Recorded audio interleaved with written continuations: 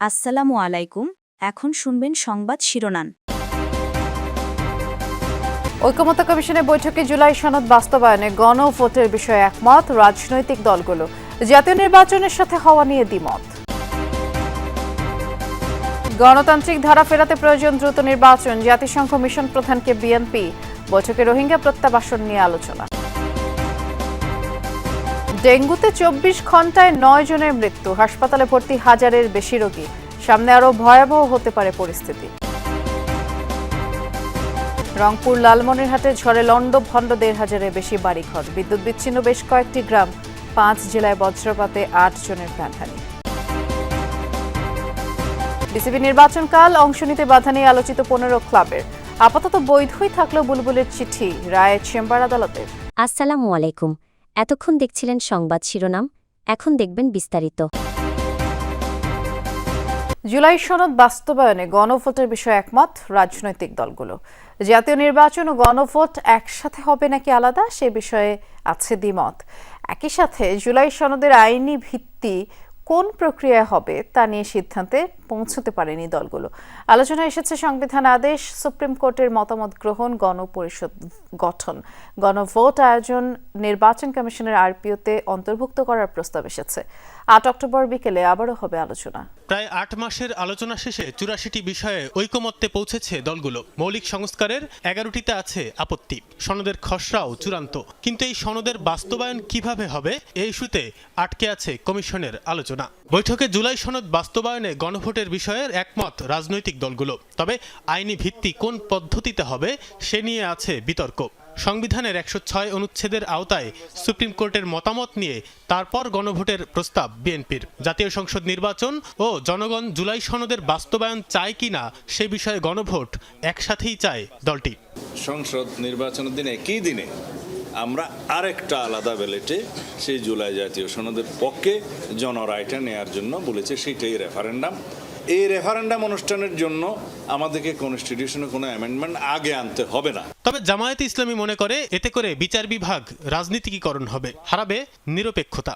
সংবিধান আদেশ জারি করে সংসদ কার্যকরের প্রস্তাব দলটির। নেতাদের মতে জুলাই সনদের ভিত্তিতে নির্বাচন সম্ভব।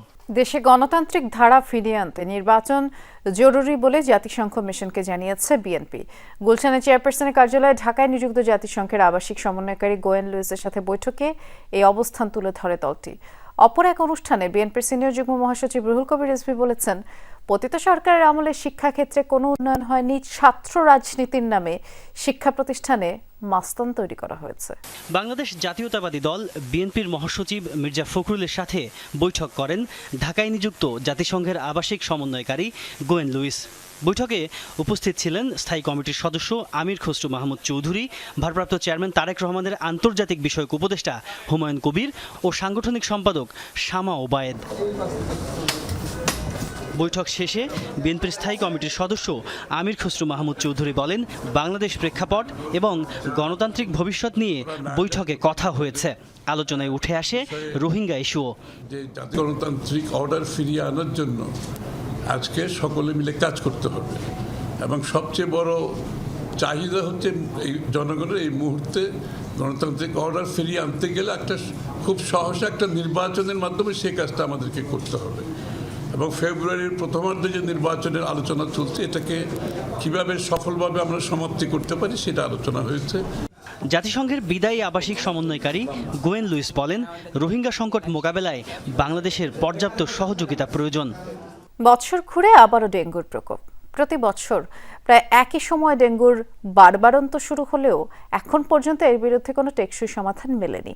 গত 24 ঘন্টায় 9 জনের মৃত্যু হয়েছে ডেঙ্গুতে। এবছর প্রাণহানির এই তালিকায় আগেই যোগ হয়েছে 212 জনের নাম। তবুও যেন দায়িত্বপ্রাপ্তদের টনক নড়েনি। বিশেষজ্ঞরা বলছেন, সপ্তাহখানেকের মধ্যে আরও ভয়াবহ হবে পরিস্থিতি, তাই ব্যক্তিগত সচেতনতা বাড়ানোর পরামর্শ তাদের। ফের বাড়ছে ডেঙ্গুর প্রকোপ। আবারও তীব্র মাথা ব্যথা, বমি ভাব আর জ্বরের লক্ষণ নিয়ে হাসপাতালে বাড়ছে রোগীর সংখ্যা।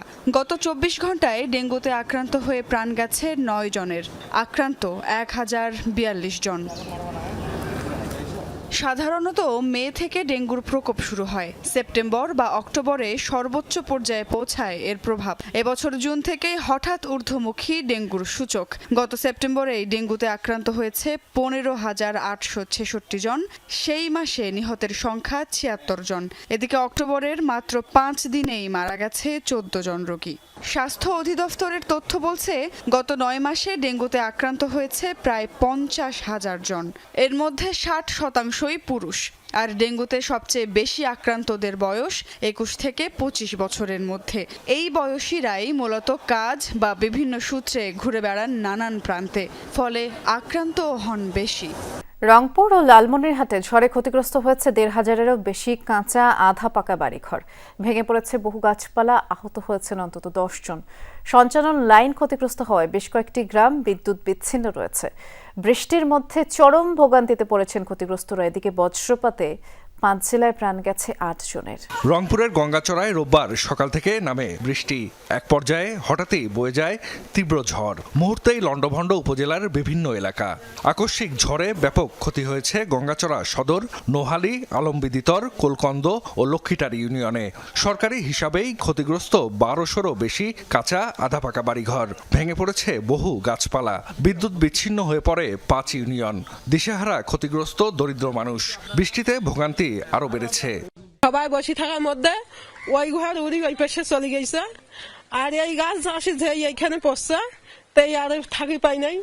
ওই যে ঘরে গিয়ে তামান ভাঙি মাথায় মুথায় করে দিচ্ছে। আমাদের মাদ্রাসার টিন টান সবকিছু উড়ে গেছে, গাছপালা যা আছে সব ভেঙে গেছে, কারেন্টের তার মিটার সব ভেঙে গাছের সাথে ব্যাট দিয়ে উপস্থিত এখন আছে আর কি, এমন অবস্থা আর কি।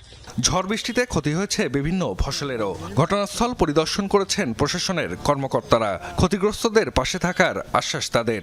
ইতিমধ্যে ক্ষতিগ্রস্ত বাড়ির সমূহে আমরা শুকনো খাবার পৌঁছে দিয়েছি। এছাড়াও তাদের খাবার সহায়তা সহ আর্থিক যে সহায়তা, সেটা আমরা অতি দ্রুতই এটার ব্যবস্থা হচ্ছে। কাল অনুষ্ঠিত হতে যাচ্ছে বিসিবির আলোচিত নির্বাচন, যেখানে 23 পরিচালক পদে নির্বাচনে ভোট দেবেন 191 জন কাউন্সিলর। রাজধানীর একটি 5 তারকা হোটেলে সকাল 10টায় ভোট গ্রহণ শুরু হয়ে চলবে বিকেল 4টা পর্যন্ত।